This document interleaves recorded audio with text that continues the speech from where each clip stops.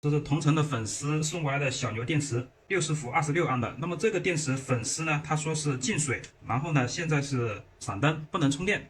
这个电池粉丝找人检查过，说是坏了2串。那么我们现在呢打开重新检查，看这个情况啊，不是进水那么简单了，有可能是泡水。这个泥土非常的厚，好，这些个螺丝全部都生锈。好，上盖取下来。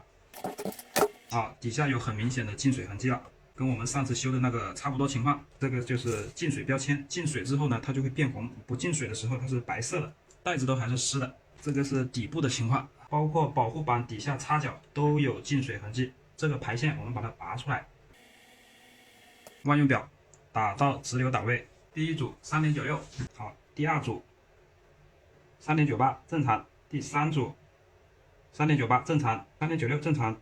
第9组3.97正常，第10组3.96正常，第11好，第11组0.64这一串有问题了，这一串电压为0点几，那么这整串没有用了。第16 3.93正常，第17好，第17也没有，第17为0，也就是说第13和第17都是故障的，故障检测完成，就是坏了2串。那么我们这个维修方式呢，已经是跟粉丝沟通好了，把坏的2串更换掉。但是呢，我们不再额外的匹配电芯，而是从其他的串里面每一串拆2颗电芯出来，填补到这2串里面。那么我们现在先把保护板拆下来，这个是保护板的负极线螺丝装回去。现在保护板已经断开了，然后这个是输出线。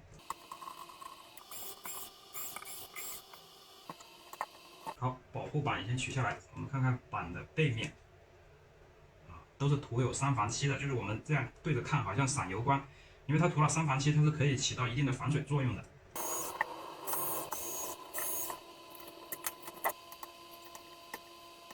现在呢，再次测量，好，3.98这个没有问题，3.98没有问题，3.97这个没有问题，3.97没有问题，3.98没有问题，3.97这边也没有问题，3.93啊，这个电压就有压差，到时候再做均衡。3.98没有问题，看看底下生锈的这个有没有问题，刚好啊，就是生锈的这一组电芯故障。然后我们接着测量，3.98正常，3.98正常，3.96正常，3.96正常，3.97正常，3.96正常，3.98正常，3.80。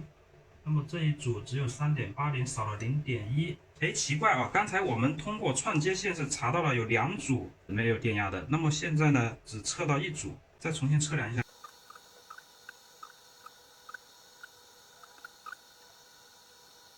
数一下这个串口，看看是不是串口这里。我们刚才多测了1组，从这里开始，1、2、3、4、5、6、7、8、9、11、12、13、14、15、16、17。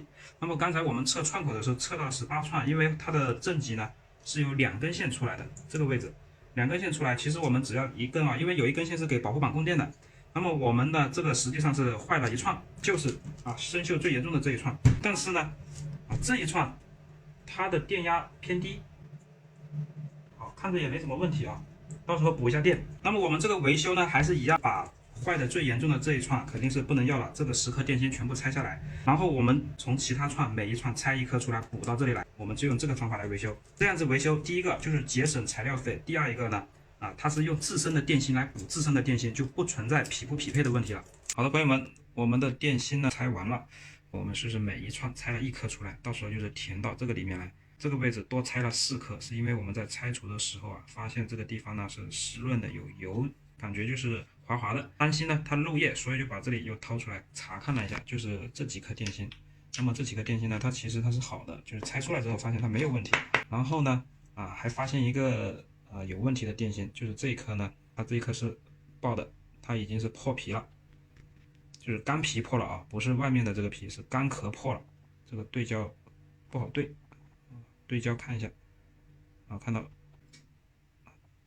也就是说这颗电芯呢，它鼓包严重，这个不是我们拆破的，是拆出来的时候就发现它这个破皮了，就是干壳破了。像这种都是挺危险的，这颗电芯也是报废。那么如果碰巧拆的时候没有拆到这一颗，那就是留了一个后患。好，我们现在呢，把剩下的这些电芯呢去分容配组。为什么还要去测一下容量呢？因为这一颗电芯呢它坏了，我们的电芯数量不够了，需要去匹配一颗，那必须要知道容量才能够去匹配。我们这个电池呢是做了一下分容，看一下它的容量、内阻情况这个是详细数据。像比如说第一颗，它的内阻27，这个是内阻最高的，容量只有 1.8 安了。这个电池它新电池的容量是 2.6 安的这个也就是说这个电池状态非常的差。然后我们接着看其他的像基本上都是在2200毫安的左右2167，也就是说它的整体容量几乎就是在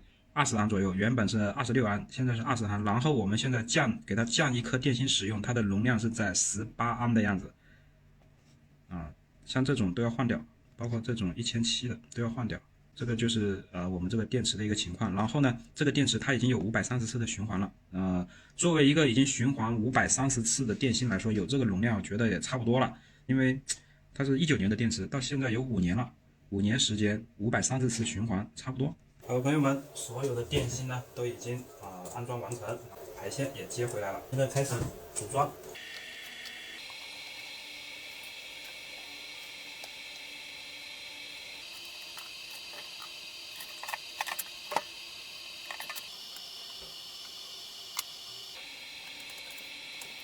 组装完成之后呢，我们现在检查一下排线线序是否有错。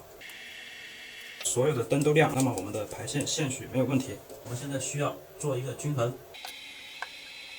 好，可以看到我们的压差的有 0.285 伏，我们现在呢就给它做一个均衡，2安的电流，均衡开关打开。好的朋友们，这个均衡呢也很长时间了，现在的压差是 0.009， 也就是9毫伏，这个一致性现在是非常的好了，这个我们就不需要再均衡了，我们现在就给它安装保护板。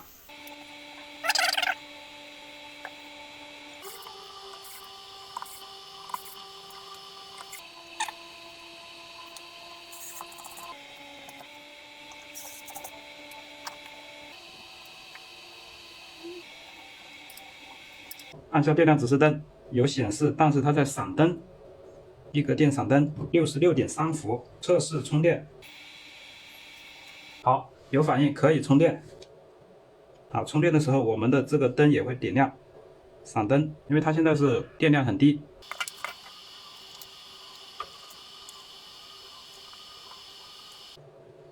好的朋友们，这个电池呢，我们现在是使用软件进行检测，那么可以看到呢，我们这个电压是非常一致的。